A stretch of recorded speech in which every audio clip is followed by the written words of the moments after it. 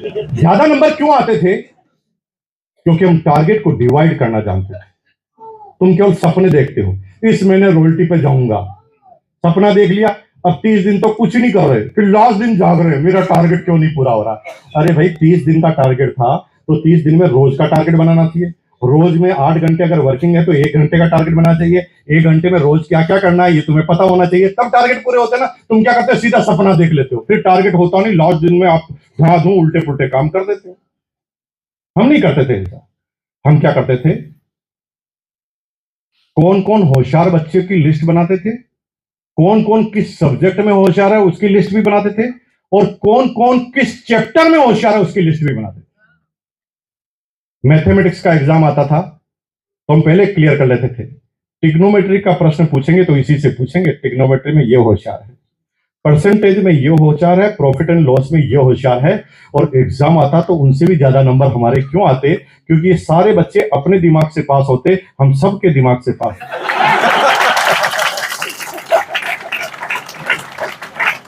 मेरी 4 अपलाइन है। The first is, पहली अपलाइन है केसी चावड़ा जी, दूसरी है बीसी चावड़ा जी, तीसरी भैरद्वाज कारवासर, एंड फोर्थ इज पहला राय सर। 4 अपलाइन है। केसी चावड़ा जी ने हमें सिखाया एविडेंस के साथ बात करो, बीसी चावड़ा जी ने हैंडल कैसे करनी है ऑडियंस को उसके बारे में बात बताई, भैरुदान जी ने सिखाया the relationship is the by product of sale. Sale के पीछे मत भागो, रिलेशनशिप के पीछे भागो। रिलेशनशिप अगर बन गई ना तो सेल अपने आप होगी। थोड़ा सोचो ना, जिस नाई से तुम बाल कटाते हो बीच में 100 दुकानें और खुल गई फिर भी तुम वहीं जाते हो। जहां पर तुम पान खाते हो बीच में 10 दुकानें और खुल गई, अभी भी वही पान खाते हो। जहां पर तुम ब्यूटी पार्लर में जाते हो बीच में 10 ब्यूटी पार्लर और खुल गए फिर भी तुम वहीं से लेते हो। किराने की दुकान से जिस समय से आप माल ले रहे हैं बीच में कई दुकानें खुल गई लेकिन फिर भी आप वहीं से माल ले रहे हो, क्योंकि उस व्यक्ति ने रिलेशनशिप को बिल्ड कर दिया। और जब रिलेशनशिप बिल्ड हो जाती है ना तो सेल चुटकियों का खेल होता है। थोड़ा सोचो कि आप जिस किराने वाले से सामान लेते हो कैसे रिलेशनशिप बनाता है आपके साथ, है ना। जिस दिन सामान नहीं लेते, आपके हाथ में दोनों हाथ में थैले होते हैं ना, तो कहते हैं भाभी जी कहां जा रहे हैं, थक जाएंगे, मैं लड़का भेज देता हूं ना, आप जाइए घर पर, आ जाएगा थैला आपके घर पर।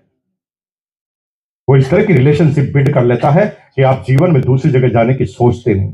लेकिन आपका माल क्यों नहीं बिकता? क्योंकि आप सीधा मुर्गी को हलाल करना चाहते हैं। आप चाहते कि आज की आज काट ली जाए, उसकी जरूरत के बगैर सामान दे दिया जाए। अरे एक बार आप किसी टकले को कंगी बेच सकते हैं, दूसरी बात बेचने जाओगे तो तुम्हें टकला कर देगा। Relationship is the by product of cell.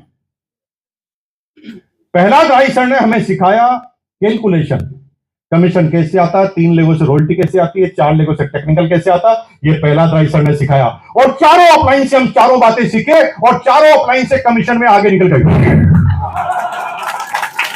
क्योंकि सब लोग चारों बातों में होशियार थे, हम चारों बातों को सीख गए और चारों में होशियार हो गए। बस इतना सा काम आपको करना है, सबसे सीखना है।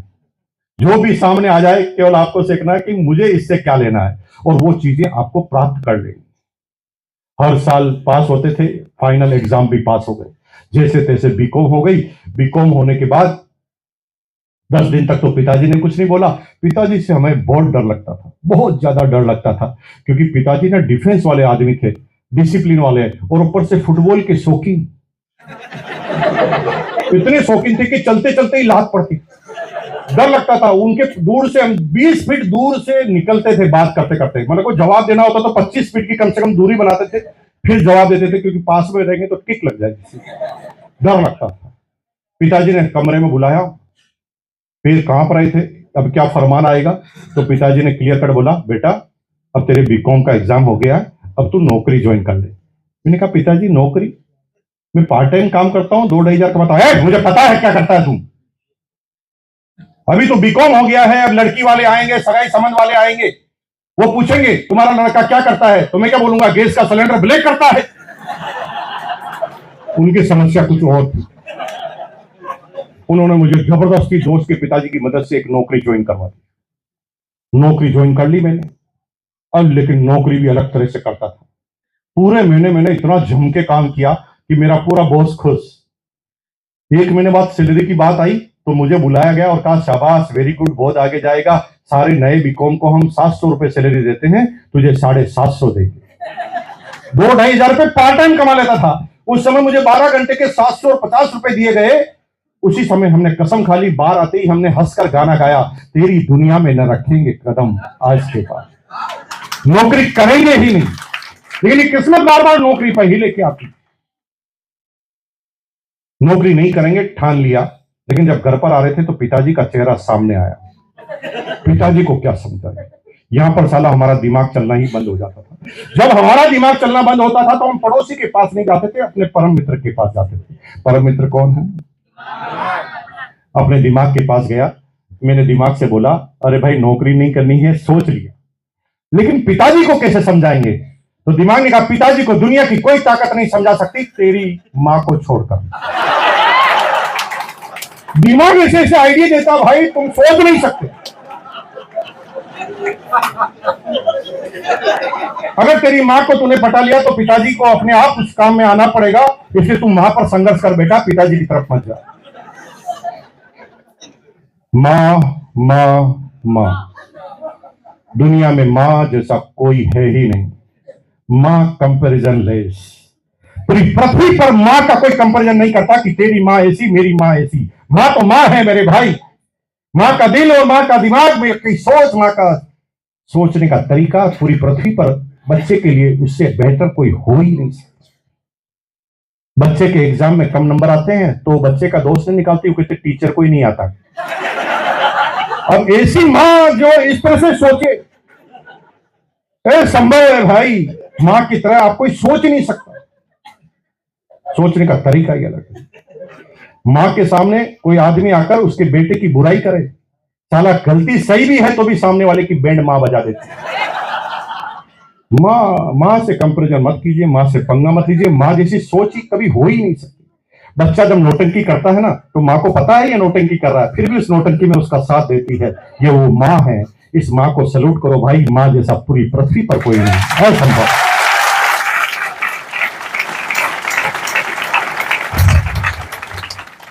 मैं मेरी मां के पास जाने से पहले तैयारी करता था। मैंने पहले कहा कि मैं जब टारगेट पे जाता था तो बिना तैयारी नहीं जाता। कादर खान को अगर भिखारी बनाना है तो सबसे पहले डायरेक्टर उसकी ड्रेस चेंज करता है और भिखारी जैसी शक्ल बनाता है, तभी लोग कहते हैं भिखारी। तो पहले मैं अपने मिरर के सामने गया, कांच के सामने, और पहले शक्ल बिगाड़ी मैंने, ताकि मां को दया आनी चाहिए ना। तो बाल वाल मैंने अपने बिखेरे, बाल वाल बिखेर कर पानी थोड़ा आंखों पे मारा ताकि लगे कि आंसू आ रहे हैं। फिर मिरर के सामने 3-4 तरह से शक्ल बिगाड़ बिगाड़ कर देखी कि शक्ल कैसी ठीक लगेगी, किस पर दया आएगी। तो जिस शक्ल पर मैं कॉन्फिडेंस था वो मैंने फाइनल किया। तैयारी मेरी कंप्लीट हुई। फिर मैं अपने माँ के पास गया और डायलॉग बोला। डायलॉग नंबर 1, माँ बहुत अन्याय हो रहा है माँ मेरे साथ। अब माँ कोई बच्चे का प्रति अन्याय सहन कर सकती है? वो तुरंत बोली, कौन कर रहा है तेरे साथ अन्याय?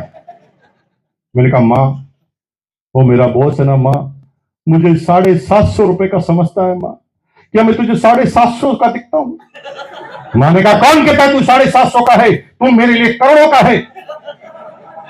माँ मैं करोड़ों का हूं, या तो तू जानती है या मैं जानता हूं, बापू को कौन समझा? माँ को गुस्सा आ गया, तेरा बापू किस खेत की मूली है, आने दे, अभी समझा देंगे उसे। मैं एकदम खुश, मैं एकदम काम हो गया मेरा। अब माँ को कल टच ही करना था। माँ तो एकदम फायर हो गई थी, तैयार थी, बम फूटना ही था। तो हम माँ के पास बैठ गए। मैंने कहा जूही बापू आएंगे, हम तुरंत माँ को छेड़ देंगे। तो बापू आ रहे कि नहीं आ रहे, हमने पीछे घूमकर देखा तो बापू तो पहले पीछे खड़े थे। पूरी की पूरी वाट लग गई। नौकरी हमें कंटिन्यू करनी पड़ी, लेकिन नौकरी भी अलग तरह से करते थे। सारे बच्चे क्या करते थे, जल्दी काम में फ्री होते, टारगेट पूरा करते और सब लोग चाय की केबिन पे इकट्ठे हो जाते और चाय की केबिन पर इकट्ठे होकर बड़ी बड़ी चर्चाएं करते थे, क्योंकि किसी भी दोस्त की घर पे तो चलती नहीं थी, घर पे तो बीवी की चलती थी। वो बड़ी बड़ी चर्चाएं करते थे, ये विश्व युद्ध होगा कि नहीं होगा, इस बात का वर्ल्ड कप कौन जीतेगा, सरकार किसकी बनेगी, सब फालतू की बातें करते थे। और मुझे भी बुलाते थे, लेकिन मैं नहीं जाता था। मैं जल्दी फ्री होता था तो बॉस की केबिन में जाता था। सब लोग कहते थे मूर्ख आदमी बॉस की केबिन में जाएगा तो बॉस फिर काम बता देगा। मैंने कहा भाई जो सीखना है वही तो सीखेंगे, मुझे चाय बनाना नहीं सीखना तो मैं चाय की केबिन पे नहीं जाता, मुझे बॉस बनना सीखना है तो मैं बॉस की केबिन में जाता हूं। जो मैं जाऊंगा वही सीखूंगा। जिसके बॉस के केबिन में मैं जाता था उस बॉस के काम हथिया लेता था। 6 महीने बाद बॉस को फ्री कर देता था, बॉस के सारे काम करता था। बॉस इतना खुश होता था कि इंक्रीमेंट पे इंक्रीमेंट लगते थे। पूरे कंपनी के इतिहास में ऐसे पहली बार हुआ कि 6 साल में 12 इंक्रीमेंट लगे मेरे, 6 साल में 12।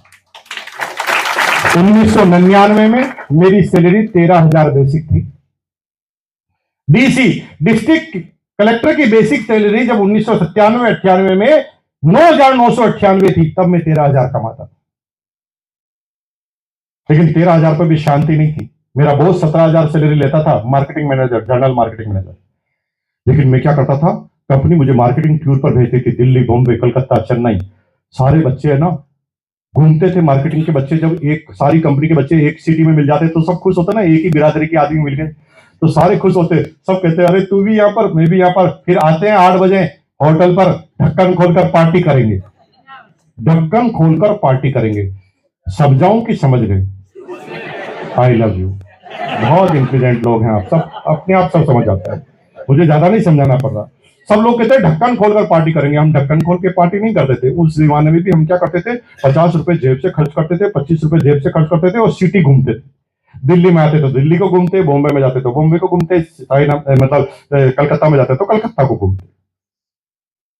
कलकत्ता को घूमते वक्त एक ही बात सोचते थे, इस कलकत्ता में ऐसा क्या मिलता है जो मेरे भीलवाड़ा में नहीं मिलता, और जो भीलवाड़ा में नहीं मिलता कलकत्ता से उठा के ले जाऊंगा और भीलवाड़ा में बेच दूंगा, बेच दूंगा, बेच दूंगा, बेच दूंगा, इसको बेच दूंगा, उसको बेच दूंगा, सबको बेच दूंगा। मैं बेचने के अलावा कुछ सोचता ही नहीं।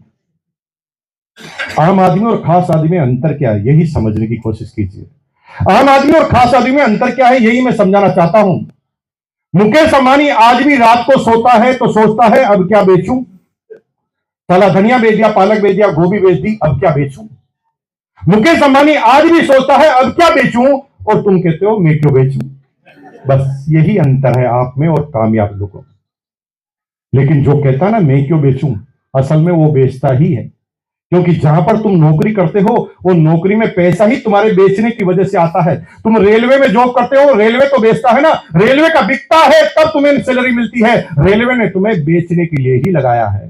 तुम बैंक में जॉब करते हो, बैंक सर्विस बेचता है तब उसका प्रॉफिट आता है, तब तुम्हें सैलरी मिलती है। बैंक तो बेचता ही है और तुम बैंक का बेचते हो इसलिए तुम्हें सैलरी मिलती है। और सेल से ही तो सैलरी बनी है। सेल अगर दूसरों की करते हो तो मिलती है सैलरी, सेल से सैलरी, सेल से सैलरी। लेकिन जब खुद का सेल करते हो तो प्रॉफिट मिलता है। करना है तो खुद का करना, यह हमें उस दिन से पता है। हम कभी 3,000 का चाइनीज सीडी प्लेयर लाते थे, 4,000 में भीलवाड़ा में बेच देते थे। 200 रुपए की हेनरी हिल की शर्ट आती थी, 100 शर्ट एक साथ लाते थे, 300 रुपए में बेच देते थे। क्योंकि भीलवाड़ा में हम एक्सक्लूसिव थे, क्योंकि इतना घूमने का मौका मिलता था। पूरे भीलवाड़ा में किसी के पास इतना घूमने का मौका नहीं मिलता था। मार्केटिंग के आदमी रोज नए स्टेट में, और ऐसी चीजें भीलवाड़ा में नहीं आ सकती, उनको कॉस्टिंग ज्यादा आएगी, और हम रेगुलर जाते थे। अब आने जाने का खर्चा तो कंपनी करेगी, साला बिजनेस हमारा हो रहा। हमने ऐसे ऐसे कारनामे कर डाले। 13,000 एक्स्ट्रा इनकम होती थी, 13,000 सैलरी, 13,000 एक्स्ट्रा इनकम, 26,000 रुपए पर मंथ। 1999 में 26,000 का मतलब क्या है समझा देता हूं। 1999 में 26,000 का मतलब है आज के 2.25 लाख रुपए। उस समय 26,000 का मतलब था आज के 2.25 लाख रुपए पर मंथ। अब मैं आपसे कहता हूं कि 2.25 लाख रुपए पर मंथ जिसकी सैलरी है उसे आप आरसीएम समझाओ। आप खुद ही कह रहे नहीं समझेगा। क्यों नहीं समझेगा? क्योंकि हमें समझाना नहीं आता। अगर कोई नहीं समझेगा तो मुकेश कोठारी कैसे समझ गया? कोई नहीं समझेगा तो उस समय हमारा बॉस कैसे समझ गया, जो उस समय 17,000 रुपए सैलरी कमाता था। जब कोई कहता है ना सर समझ में नहीं आया, टाइम नहीं है, कर तो लेंगे लेकिन अब कैसे करें, इसका मतलब आप समझा नहीं पाए। जब बात समझ में आती है ना तो लोग बात फालतू की बातें नहीं करते, उस काम पर लग जाते हैं। टाइम नहीं होता है लेकिन फिर भी एक लड़का लड़की को प्यार होता ना तो मिलने का समय निकाल लेते। एक लड़का था, एक लड़की थी, 40 साल पुरानी बात है। पहले प्यार का प्रोसीजर थोड़ा लंबा था, अभी शॉर्ट नहीं है, सीधा व्हाट्सअप करो आई लव यू, उधर से जवाब आया आई लव यू, काम हो गया। ऐसा नहीं होता था पहले लंबी कहानी चलती थी। थोड़े दिन तक तो ना बस चलते चलते देखना पड़ता था कि आंखें से आंखें मिल रही कि नहीं मिल रही। जब थोड़ी थोड़ी आंखें मिलने लगती थी, थोड़ा सा पता चलता था कि सिम्टम्स मिल रहे हैं, तो फिर धीरे धीरे धीरे धीरे चिट्ठी पत्री होती थी। छोटे छोटे चिट्ठी लिखते थे, इधर से उधर फेंकते थे। फिर चिट्ठी पत्री के बाद फिर क्या होता था, कैसेट से, मार्केट में जो टेप आती थी, कैसेट आती थी, उसमें गाने भरवा के लाते थे कि हम आपके बारे में क्या सोचते हैं, और थर्ड पार्टी अप्रोच की जाती थी। अगर आमने सामने घर है तो इधर से गाना बजाया जाता, उधर से भी गाना बजाया जाता, पता चलता था कि कितना प्यार है। और लास्ट में सबका एक ही गाना बजता था, जिंदा रहने के लिए एक मुलाकात जरूरी है।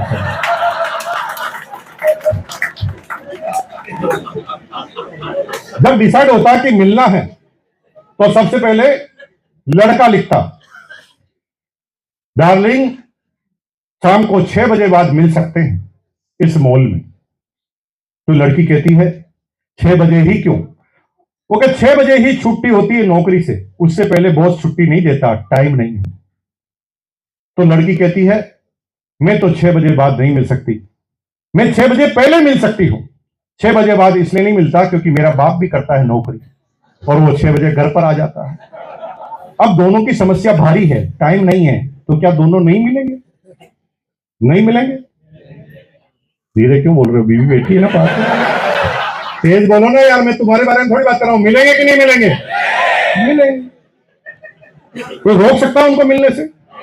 कोई रोक नहीं सकता उनको मिलने से, क्योंकि सब्जेक्ट क्लियर है, मिलना क्यों है। जिस दिन आरसीएम करना क्यों है किसी को समझा दिया ना, रात के अंधेरे में करेगा, और समझ में नहीं आया तब तक बोलेगा टाइम नहीं है, टाइम नहीं है, टाइम नहीं है, टाइम नहीं है।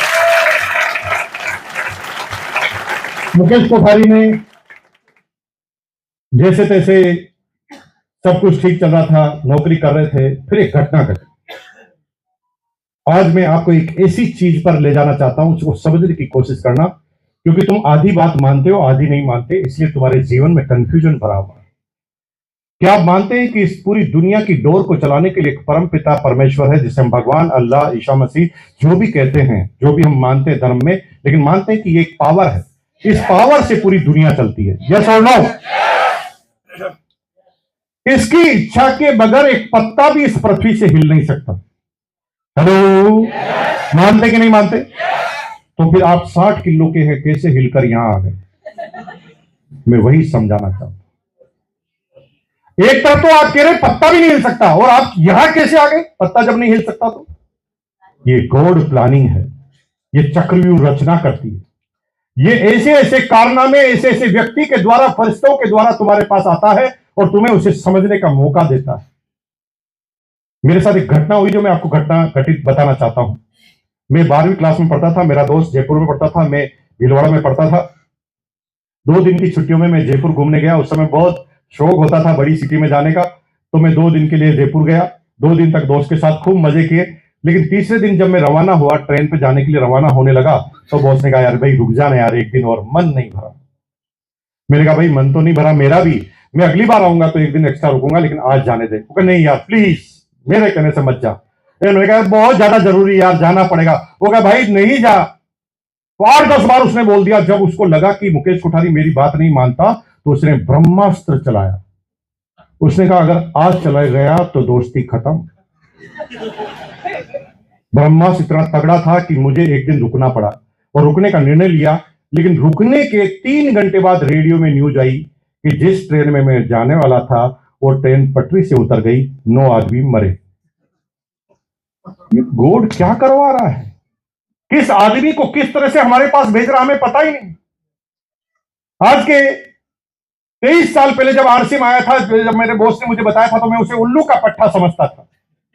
आज मेरे जीवन का सबसे बड़ा गुरु है। मेरे चमड़े के जूते बनाकर भी उसे पहनाओ ना, तो हमें लगता है कि इसके एहसान को हम जिंदगी में उतार नहीं पाएंगे। लेकिन उस समय अलग परिस्थिति, आज हमारी सोच में कसम। आज हमें यहां पर लेकर आए गए हैं।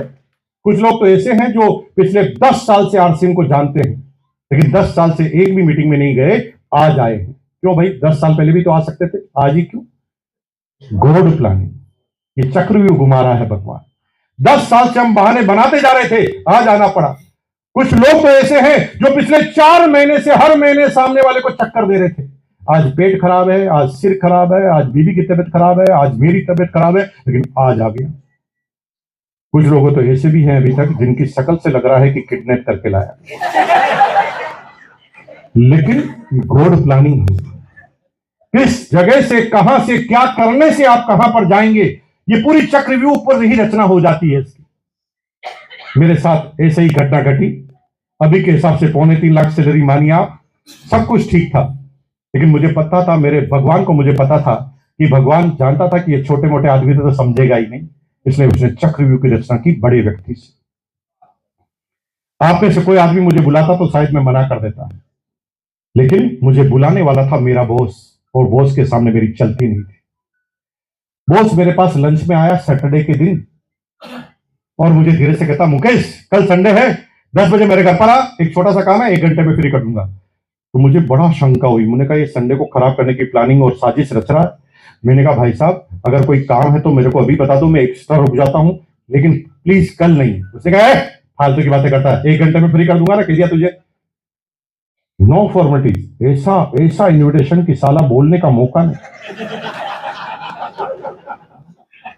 यहां पर भी कुछ लोग ऐसे आए होंगे ना, बहन आ गई, अब भाई कैसे मना करे, भाई आ गया, बहन कैसे मना करे, अलग अलग तरीके से मंत्र कर लाए गए, आए हैं, कोई ना कोई तरीका सोर्स निकला है उनका, और वो यहां पहुंच गए। मैं भी पहुंच गया। बीबी को बताया नहीं रात को, नहीं तो रात को बीबी मुझे खूब देर तक सुनाती। सुबह बीबी एकदम स्कूल ऑफिस जाने के में, सॉरी मार्केट में जाने का वक्त हुआ, प्लान था कि 10 बजे हम वहां से निकलेंगे, तो बीबी भी तैयार हो रही, मैं भी तैयार हो रहा हूं। लेकिन जब बीबी तैयार होने की, मैं फटाफट तैयार हो गया, बीबी को थोड़ा टाइम लगता है, तो मैंने उसको कहा सुन तू तैयार हो मस्ती से। बीबी को आश्चर्य हो रहा था, ये पहली बार कह रहा था मस्ती से तैयार हो, बाकी हमेशा कहता था धीरे फटाफट हो जा, फटाफट हो जा, आज कह रहा मस्ती से हो जा। मैंने कहा भाई डार्लिंग छोटा सा काम है, बॉस ने 1 घंटे के लिए बुलाया है, आज भी बॉस। मैंने कहा 1 घंटे का काम है, 1 घंटे में फ्री हो जाऊंगा, बॉस को चकमा देना मेरा छोटा मोटा काम, 1 घंटे में फ्री हो जाऊंगा, तू बस तैयार हो जा, मैं भी आता हूं। और मैं बॉस के घर पर पहुंच गया, जैसे आज आप यहां पर पहुंच गए। अब घटना घटित होती, देखिए बॉस के घर में 10-15 लोग बैठे थे, आगे चेयर लगी थी, 2-3 ऐसे कार्टून इधर उधर घूम रहे थे जिन्होंने गर्मी में सूट पहन रखा। टेम्परेचर 48 डिग्री, राजस्थान में तर करता मौसम, नॉन एसी हॉल, पसीना तर कर रहा साला जब्बे पजामे में, और इस आदमी ने सूट डाल रखा, वो भी गले में कस के टाइट लगा रखी।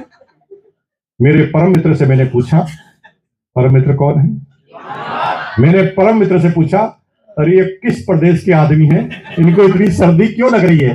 तो परम मित्र ने कहा चुप, माइंड योर बिजनेस, क्या करने आया है उस काम पर ध्यान दे, ये सर्दी में पजामा पहने की चड्डी पहने, तेरे को लेना देना क्या? मैंने कहा बात तो एकदम सही है। फिर मैंने उस बात पे सोचना बंद कर। फिर थोड़ी देर बाद एक कार्टून ने फंक्शन चालू किया, वो आगे आया और आते कहा भाई और बहनों ये जोश का बिजनेस है। मैं और कंफ्यूज हो गया, मैंने कहा ले अब ये जोश का भी बिजनेस करेंगे, तो जोश की पैकिंग कैसे करेंगे, जोश को तोलेंगे कैसे, जोश का हिसाब किताब कैसे होगा, मूर्खों की तरह बात कर रहे हैं, कोई जोश का भी बिजनेस होता है?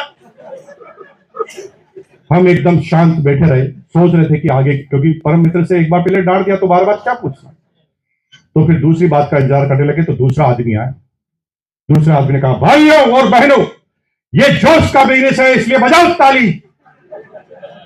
और इतनी हंसी आई, मैंने कहा तू एक लाइन तो बोल तो ताली बजाऊं, साला अभी तक एक लाइन नहीं बोली और कह रहा ताली बजाओ, हम क्या ताली बजाने के लिए पैदा हुए हैं? नहीं बजाएंगे ताली। और मैंने एक ताली नहीं बजाई, और यहां पर भी जो ताली नहीं बजा रहा मेरे को भाई नजर आ रहा मेरा, बिल्कुल बिल्कुल सगा भाई, तू भी ताली नहीं बजा रहा, नोनी ताली नहीं बजा रहा, एक भी ताली नहीं बजा, कोई ताली वाली नहीं।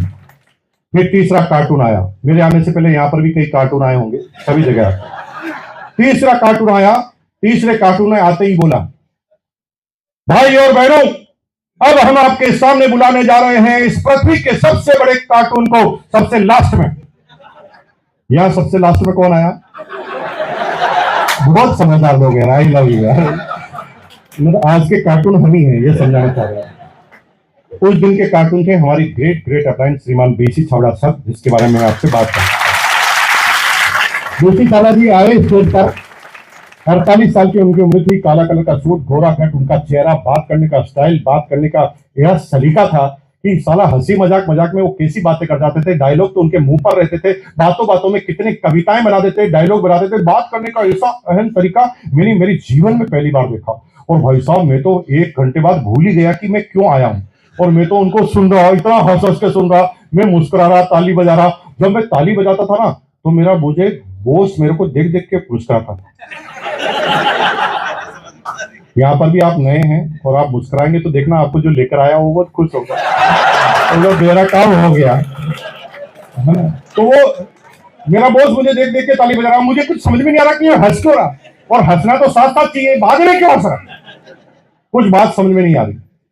लेकिन हम वहां पर बैठे रहे। भगवान कसम मुझे एक लाइन भी समझ में नहीं आई कि ये कहना क्या चाहता, लेकिन फिर भी मजा आ रहा था। और थोड़ी देर बाद सेमिनार खत्म हो गई, फंक्शन खत्म हो गया, तो हम घर पर चले गए। घर पर चले गए तो डेली रूटीन के हिसाब से हमने पूरा दिन जिया। अगले दिन तैयार हुए, ऑफिस पहुंच गए। ऑफिस में फिर लंच हुआ, लंच में हमारा बॉस हमारे पास आया। अब हिंदुस्तान में थोड़े गट्स होते हैं, है ना, हम किसी को नाराज नहीं करते, है ना। थोड़ा गलती भी होती तो थोड़ी बहुत गलती को ढक लेते हैं, है ना। और थोड़ा गट्स क्या है, हमारा कल्चर है। जैसे हमारे घर पर कोई आदमी आए तो हम कहते हैं चाय पी के जाइए ना। अगर हमारे पिलाने की इच्छा नहीं है तो भी हम यही पूछते हैं, चाय पी के जाइए ना। उसको पीने की इच्छा भी है तो भी क्या कहता है, नहीं नहीं अभी अभी पी के आया हूं। तो हम ऐसा करते हैं।